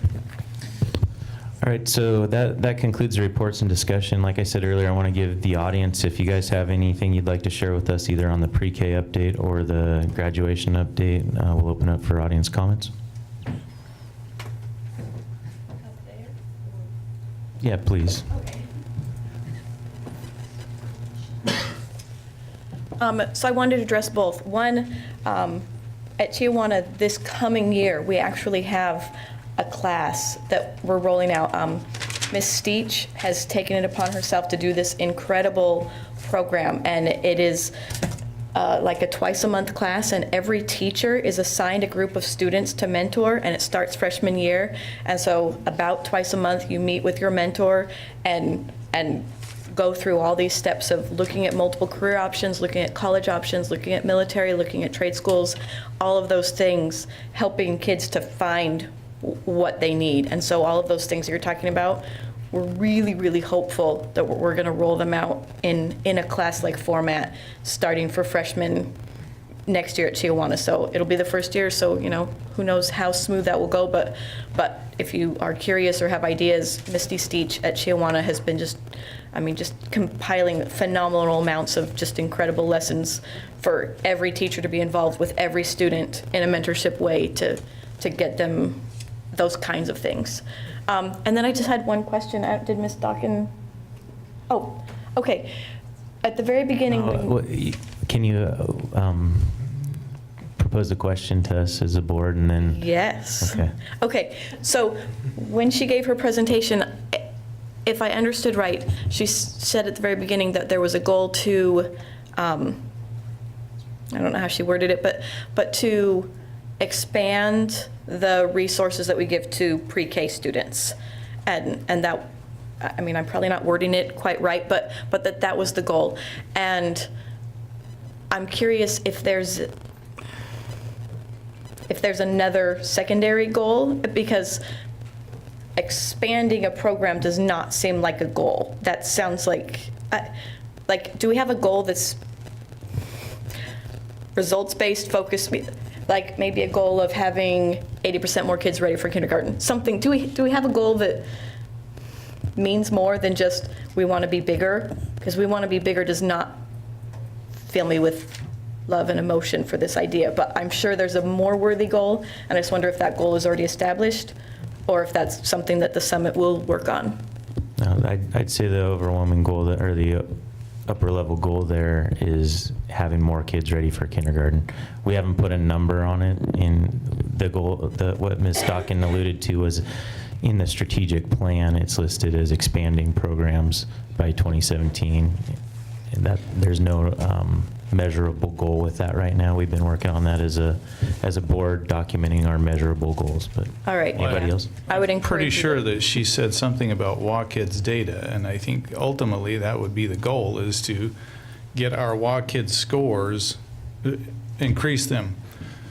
We have quite a few kids now who are coming in behind, and so that is certainly something that I think we can measure whether we're successful in these programs. But I would say if we had to pick a goal, it would be WaKids data. You know, whatever program works. And again, we have different families at different levels of ability, and get in the students' hands and the families' hands what best serves their students to help all of our students in the end. So if we had to pick one, I mean, again, it's not my program, but I thought she said WaKids. Maybe it was another discussion I was having, but I think certainly that's something measurable and something that we can focus on. Okay, then when you roll this out to the community, I would just encourage you that that's got to be the thing you say first. If you want people to buy into this idea, you got to make it feel good for kids, because expanding government programs is not a feel good. So let me connect a couple dots there. We have heard, and the board has heard, and as a district we have heard the need or the desire or the want, and we recognize it's a best practice to have measurable outcomes in our work. Our current strategic plan, one of the direction from the board was around creating what I'm calling outrageous outcomes for our strategic plan. Like when you read it online right now, the key action is expand the program, but you're exactly right. So how do we measure that? Why would we want to do that? Those are all great questions, and ones that the board has asked us as well. So it was a couple weeks ago, or maybe a month ago now, we had a board retreat where the board provided us some measurable outcomes, or we call them outrageous outcomes. And one of those is 100% of our kids will read on grade level by third grade. That was pushed forward to principals just last week around what system structures do we currently have in place that helps us get our kids drive toward that 100% outrageous outcome. What system structures do we need to get our kids to that outrageous outcome? We recognize that kids come into our system at a variety of levels on a continuum. So if you were to ask how are we going to measure that over time, the big outrageous outcome is that all of our third graders will read on grade level by third grade, but we would certainly need to benchmark that over time. And one of those benchmarks may be the WaKids data. It may be an increase in mastery of literacy skills at each grade level, et cetera. So right now we've been provided those outrageous outcomes by the board, and now the work of the district is to look at, okay, so we know this is our outrageous outcome. How do we benchmark our system between K-3 to make sure that our kids have a layered support system to get them there by third grade? So that's how this pre-K piece fits in. And again, we're just starting to connect those dots. And with this community forum that Mr. Bowles and Mrs. Stockin will work on, it'll be just another layer to that outrageous outcome of 100% of our kids being reading on grade level by third grade. So thank you for your comment. Thank you. Thank you, Marcia. This was our strategic report, and really we are having a major cultural shift in this district, and it is shifted toward outcome-based goals, because you're absolutely right. Implementing some program isn't going to do anything to help our kids do. You know, you can implement half a dozen programs, and who knows? We've got to get to a point where it's outcome-based. If it's not providing, you know, if our current curriculum that we just put in the next 5 years doesn't really increase our kids' scores, we need to review it and do something different, because it's not successful, which is why we have this thing where we're reviewing it in 5 years for, you know, whatever it is, for the 6th year, I think, 7, I don't remember. Needless to say, it's there. Things are changing. Even this document, because our board has directed this document, which is valuable, which has really valuable stuff in it, but nothing's really measurable. And I just want to say kudos to Mrs. Whitney, who is supportive of the board's requirements and I wouldn't say requirements, but the board's push to get outcome-based goals on the board. And so we have started, and that's what we did a month ago. And this is years of work to get to this point.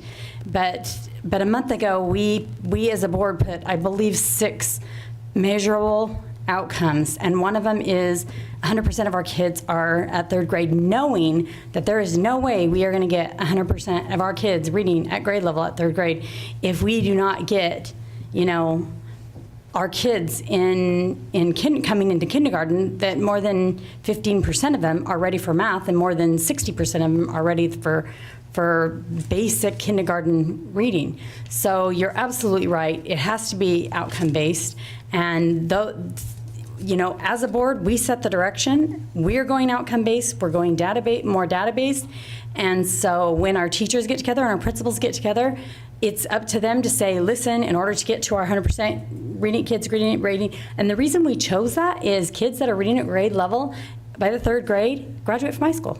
They stay at grade level. It's like this key point that's much more accurate than 2nd grade or 4th grade. It's just key.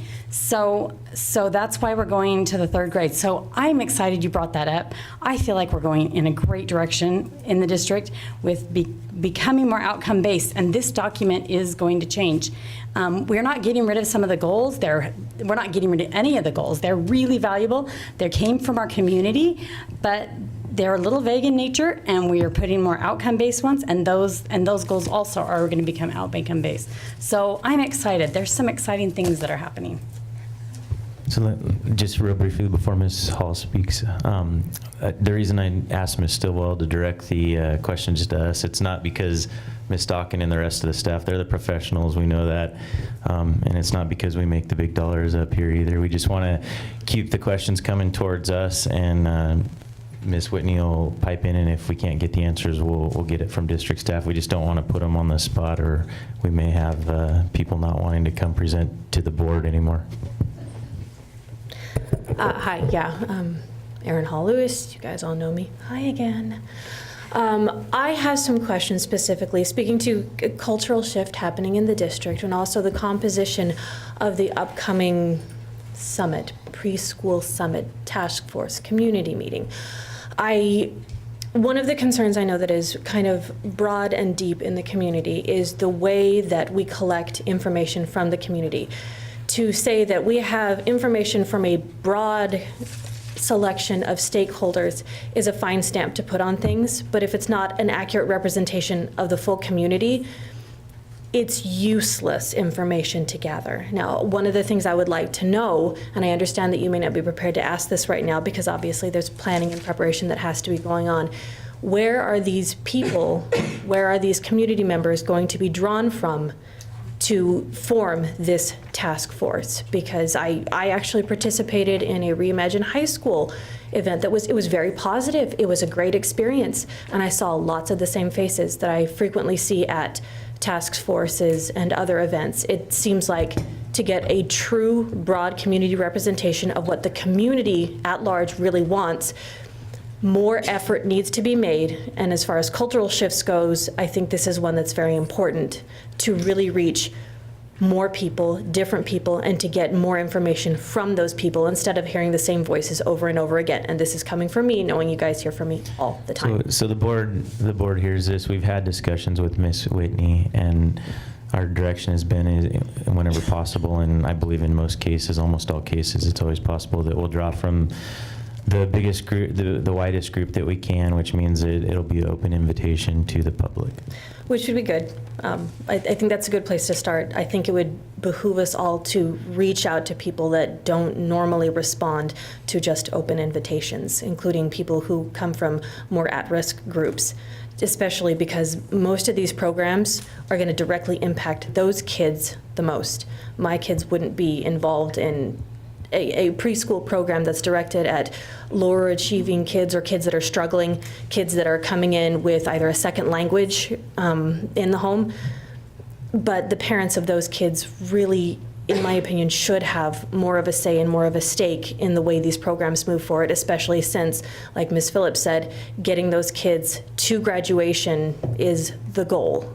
And district staff understands it when they put out an open invitation, they may still, most likely still extend personal invitations to groups that may have a higher stake in the topic at hand. Which would be good. Again, though, at the last event that I attended, everyone at the table, with the exception of myself, got a specific personal invitation from district staff. And I'm not saying that's a bad thing. The people at my table were incredible people, very dedicated educators. But if the only people that are invited are the people that we decide we want to hear from, then you don't get an accurate representation of what the community at large truly wants. And I know I feel like I'm belaboring this point, but I think it really is that important to make sure that we're getting good information, which means information from everybody. Aaron, I was on a task force as well. I heard about it on the radio, driving home from some event for my children. And I took down the phone number, made the call, and was put on the task force for year-round schooling. So I know that was very public. I think, too, overcoming the problems that we have in the sense that it's like when you show up for your ATP or your PALS, and 80%, 90% of the faces are the ones that are there all of the time. That's part of the problem. And you don't want to discourage people who are willing to participate from continuing to participate, but like that, I want to make sure that we're not. And I just want to make sure we're not in an echo chamber where we're hearing the same voices over and over again. You're right. And if you have any ideas later, probably not right now, but I would love to hear them, especially getting to our kids that are further at risk. Sometimes those are the busiest parents, the parents with the most pressures on them, and the hardest to get here. And so it's hard to reach a really perfect demographic. But one thing that we have talked about that I believe is critical is getting more parents on these things. And like the curriculum, that one needs to be teacher-based. That didn't need as many parents, but something like this that's really community-based, we need to get more parents on it. And so that's something that we're working toward. And so there's more things that we can do, realizing that people have to sign up, they have to come in, it's open to the public, getting it out there, making sure, but they still have to come in. I know. You're not going to get a perfect cross-section. There are a lot of limitations that you're not going to we're get all working with. Cross-section. Yeah, I would just say, if you have an idea that you think would be helpful in getting a broader cross-section, I don't think it's because it's a lack of effort. It's probably because these are the people they know will come, so we're going to send them an invitation because we don't want nobody to show up. So, I mean, if you have ideas, if you know people, please, if you don't want to send them to Ms. Whitney, send them to me, and because I'd like to see them too. I think we all feel the same desire for a greater cross-section, greater representations. Yeah. So that was my question, and thank you. Thank you.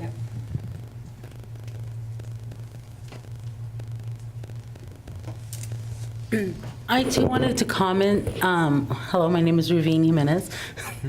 But I also wanted to comment. So when I went to Trent Business College, I actually had 3 classes on career preparation. And in those classes, we had to do informational interviews. We had to look up jobs in the newspaper. We had to write the cover letters, the thank you letters, the in-between letters. We had to fix a resume. I mean, it was really intense. One of the great benefits of that is that when you're looking at the jobs that are in the newspaper, you're getting to see what employers want from you.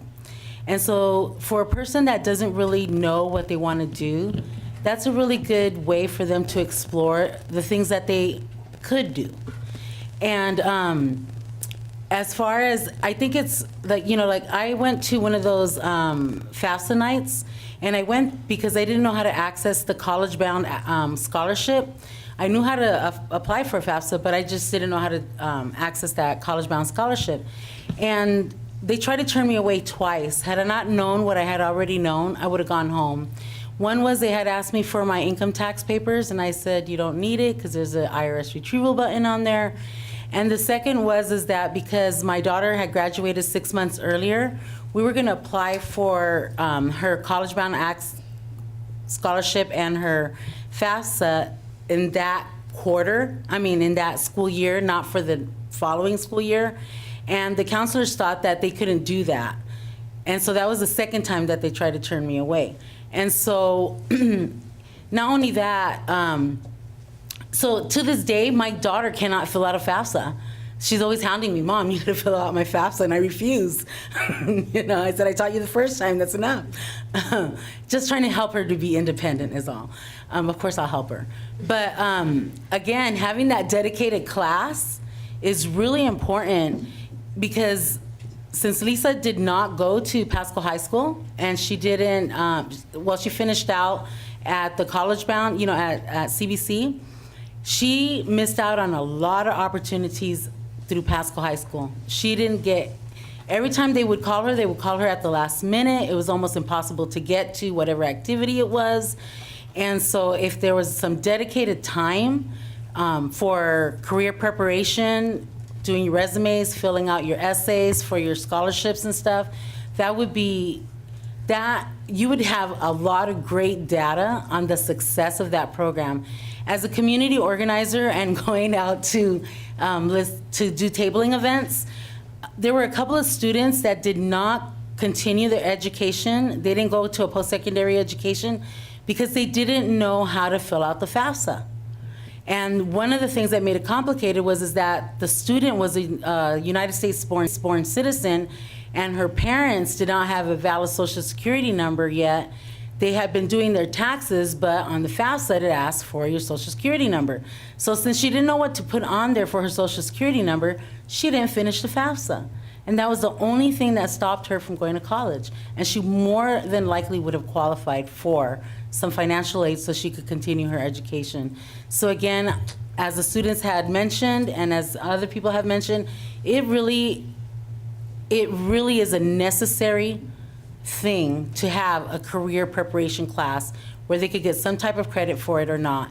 And not only that, and if you make it mandatory too, then kids will go, right? Because a lot of times when the things are voluntary, we parents don't hear about it, and they're not worried about it because they don't know how it's going to impact their life.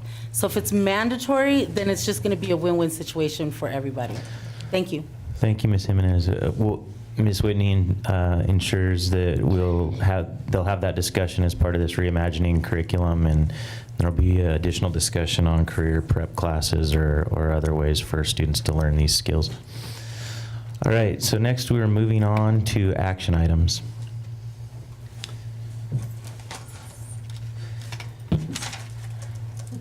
All right, the first action item we have, 10A, is to elect a legislative representative.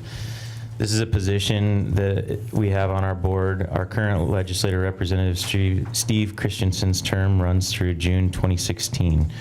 Re-election is being held tonight for the term beginning on July 1st, 2016. I think Steve already talked about earlier tonight what he does as a ledge rep. I don't know if you want to add anything else, Mr. Christensen? The benefits of... Not necessarily. Okay. So anyway, it's keeping track of what's going on legislatively, keeping our legislators informed of the things that would be beneficial to us as a district. So serving on the WASDA Ledge Committee is different from that, but it's also part of, or very similar, same information. So this legislative representative term is for 2 years, beginning July 2016 and ending June 30th, 2018. Does the board have any, I'll open it up for discussion if anybody has any questions before we entertain a motion.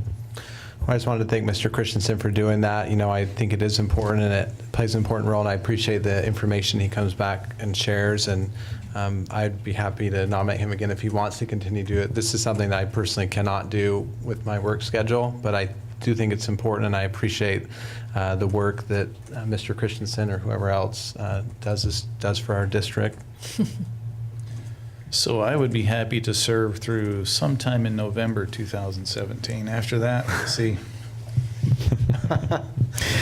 All right, with that discussion, I will entertain a motion. What do we need to modify? You know, because this says to, how would that work? 'Cause it's usually a two. No, you can, he's joking. No, I'm not joking. We're going to elect him for a 2-year term. He may not be able to fulfill the whole thing, but we'll still elect for a 2-year term. happy to serve through I that doubt term. that there's We been won't more people modify. that have gone through as much as we have in this last 2-year term. We won't modify the motion. Okay, well, with that blessing, I nominate Steve Christensen to serve as legislative representative beginning July 2016 through June 2018. I'll second the motion. All right, there's a motion and a second to nominate Mr. Christensen to serve as legislative representative beginning July 2016 through June 2018. Ms. Smith, can we please get a roll call? Mrs. Phillips? Yes. Mr. Lerman? Yes. Ms. Lanigan? Yes. Dr. Richardson? Yes. And Mr. Christensen? Yes. And I'd like to say something. I think this is a prime example of having the right person in the right seat on the bus. And I know typically they change it every 2 years, but Mr. Christensen has done a phenomenal job. It's a very time-consuming job, and it's one that he excels at, and I appreciate his time. And it helps us all to focus on those things that we're passionate in, getting in the right seat on the bus in our own personal ways. And I just feel like, you know, we hit a home run with Mr. Christensen there. So thank you. I do have to say I enjoy it. I'm not sure I'm that good at it, but I enjoy You're it. good. You're great.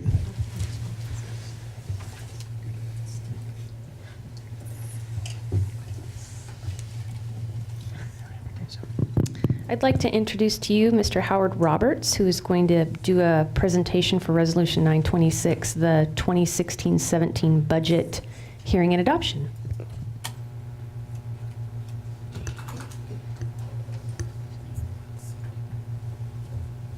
Thank you. Good evening, Board President Lehrman, Deputy Superintendent Whitney, members of the board. Tonight, I'm here to present Resolution 926, adopting the 2016-17 budget for Pasco School District. We've reached June 8th, the date on the budget calendar for the budget hearing and adoption. This is a culmination of a planning process that actually reached back before January of this year. The hearing tonight has been advertised on 2 consecutive weeks as required by state law, and the proposed budget has been available online on the website and in paper form in our office. Prior to the hearing tonight, I'll be making a brief summary presentation of the key aspects of the budget.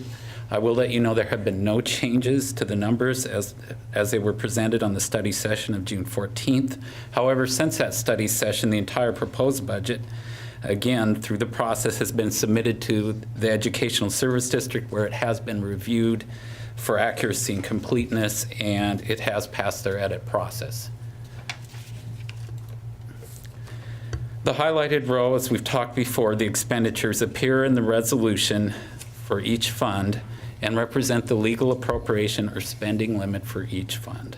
The district cannot exceed that legal appropriation without a budget extension. The total expenditures, if you were to add them up for all 5 funds, is a little over $245 million, with 84% of all expenditures being made through the general fund, the fund that's used for all instructional and regular operations of the district. Just in brief, we talked about the changes from last year's budget. On the revenue side, we're up about $5.6 million. The major piece of that are in the first 4 bullets. Those are revenues provided by the state based on a formula that is enrollment driven. The budget does assume a 2.0% increase in enrollment. However, very important towards the bottom of the list are levy and levy equalization totaling about $2.1 million. Again, the key piece of local support for the district's operations. Expenditures are up a net $2.5 million from 2015-16. As you saw in the study session, salary and benefit changes make up the bulk of the change.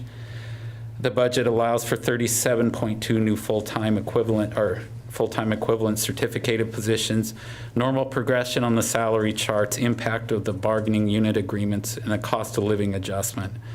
And then also a retirement rate increase. And these costs are offset by relatively, and I'll emphasize relatively, smaller investments in instructional materials and capital outlay. And I need to go through this again because we're still trying to learn where this fits in the budget process, but the legislature has added a new budget requirement regarding MSOCs, which is an acronym again for materials, supplies, and operating costs, basically everything but salaries and benefits. The legislature basically wants to know if the funding it's providing to districts is being spent on those items.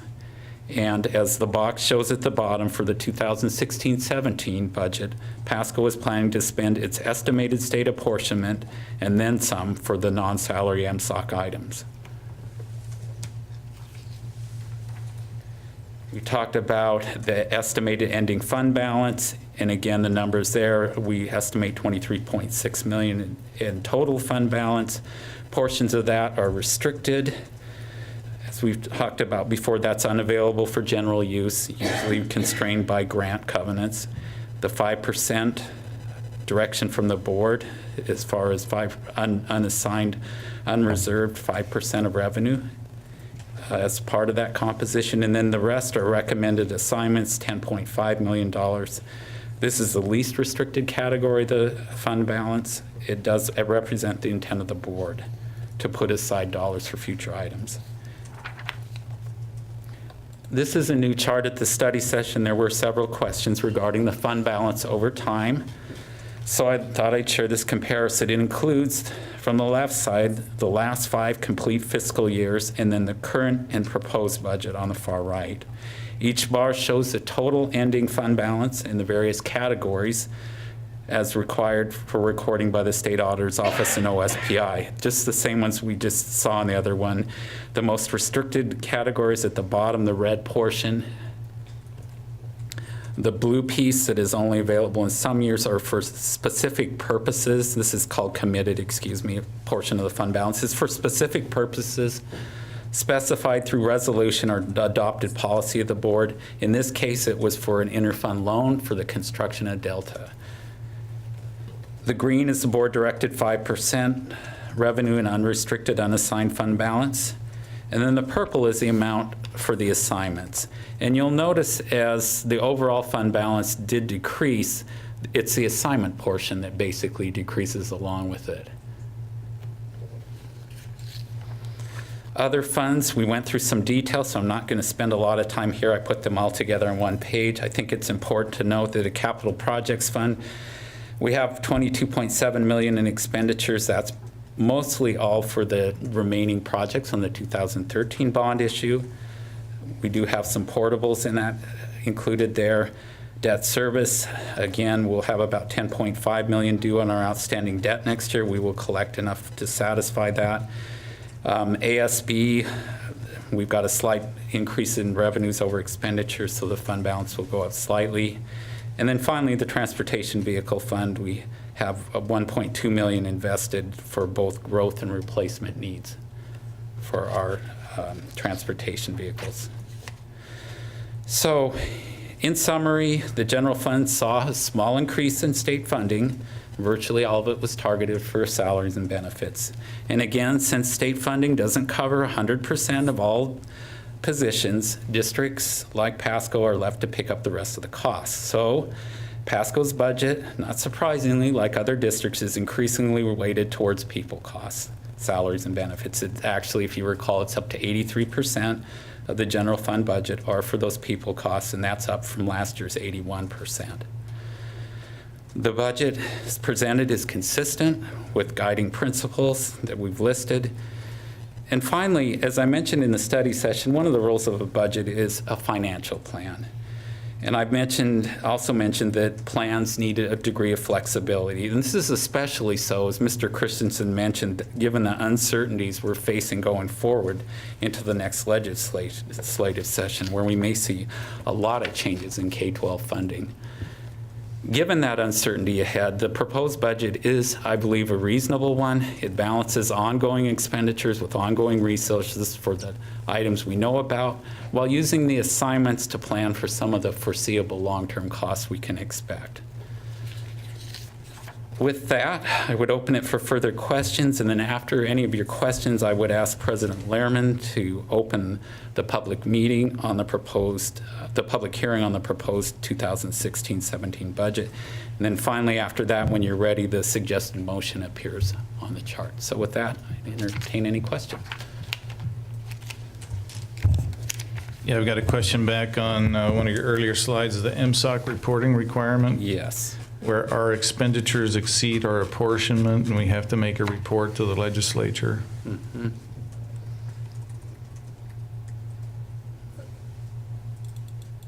How is that done? Is that like a letter? And are we prepared to make that? You know, they said it was a requirement. They didn't tell us exactly how to do it. We've been trying to get some guidance from that. Okay. It just says included as part of your procedures. So this is our best effort based on what we learned at the School Business Officials Conference, the requirements there. And so I asked Ms. Hockaday to actually put these numbers together, and this is what we came up with. It's very close, as you can see, and it wouldn't surprise me if there's more pressure to spend dollars for salaries, that it may go the other way at some point. And I think that's, I mean, that's what's driven us here. Is that right? Yes. Is the salaries have increased more than MSOC. I know this is one of those things where the legislature thinks that they're adequately funding the people who work in our district, and these MSOCs are supposed to be spent for anything but that. But the simple fact is that some of this has had to be diverted to salaries. Is that accurate? Yes, there's a large gap between what the state funds for salaries and what we actually pay for salaries, plus the number of positions that we actually need to run a school district. So you will see that that's going to be a large part of the discussion, I think, going forward. Well, and I'm confident that there are other districts. In fact, I'm not so confident that there's any districts that aren't going to report some of this, and there are some that are going to report a lot bigger delta than we have. Yes. So I think this is good information that we can use when talking to our legislators about some of the funding issues, but just wondering if we're prepared and what we're going to say, and I hope the story goes something like it's just a simple fact that you don't provide enough money to pay the salaries of the people who work in our district. So and who provide the education for the students. So yes, exactly. Yeah. Yeah. Okay. Thank you. Yeah.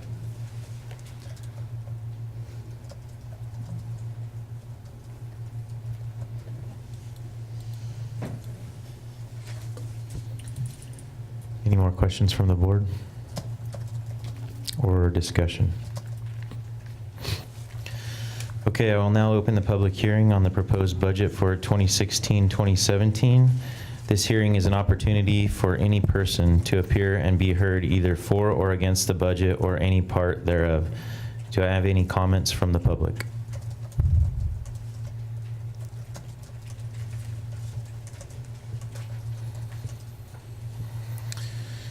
Seeing that there are no individuals wishing to comment, I will now close the hearing. And if there are no further questions from the board, I would entertain a motion on resolution number 926. I move to approve Resolution 926, which establishes maximum expenditure limits in each of the Pasco School District's 5 funds for school year 2016-2017. Second.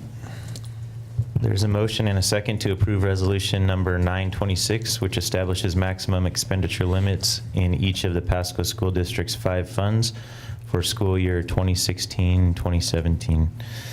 Ms. Smith, will you please call the roll? Mr. Christensen? Yes. Dr. Richardson? Yes. Ms. Langen? Yes. Mr. Lehrman? Yes. Mrs. Phillips? Yes. Thank you, Mr. Roberts. Next, we'll move on to the consent agenda. Oh, I'm sorry. We have resolution number 927. I'd like to invite Ms. Sarah Thornton to the podium. The purpose of tonight's presentation from Ms. Thornton is to update the board's appointment of agents authorized to receive notice of claims for damages. Good evening, Board President Lehrman, board members, and Deputy Superintendent Whitney. As Ms. Whitney said, this is a legal requirement.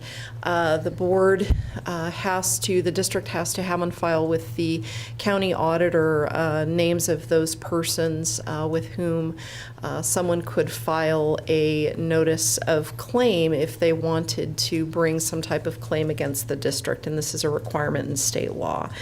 With the transition occurring July 1st, we're updating this appointment of agent, listing Mrs. Whitney as well as Ms. Cloud and Mr. Roberts would be continued to be listed on the resolution. Is there any board discussion?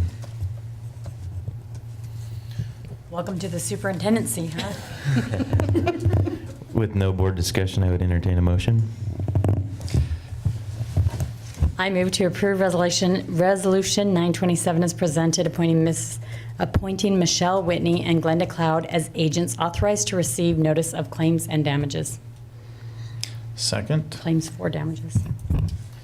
There's a motion and a second to approve resolution number 927 as presented, appointing Michelle Whitney and Glenda Cloud as agents authorized to receive notice of claims for damages. Ms. Smith, will you please call the roll? Mr. Christensen? Yes. Yes. Ms. Langen? Yes. Mr. Lehrman? Yes. Mrs. Phillips?